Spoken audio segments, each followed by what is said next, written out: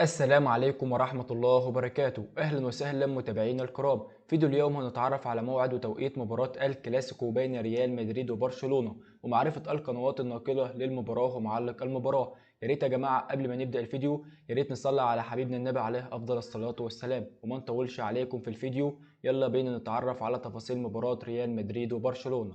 وتبدأ مباراة ريال مدريد ضد برشلونة يوم السبت الموافق 29/7/2023. وعن القناة الناقلة لمباراة ريال مدريد وبرشلونة هي أبو ظبي الرياضية HD1 والكويت الرياضية.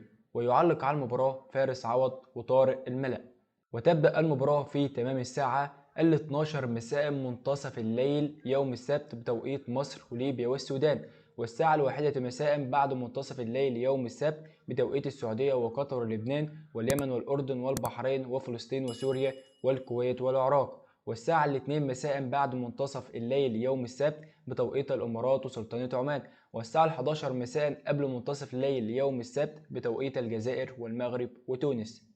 ما تنساش طبعا تكتب لنا توقعاتك للمباراة في التعليقات. وبكده يا جماعة اتعرفنا مع بعضينا على موعد مباراة ريال مدريد وبرشلونة.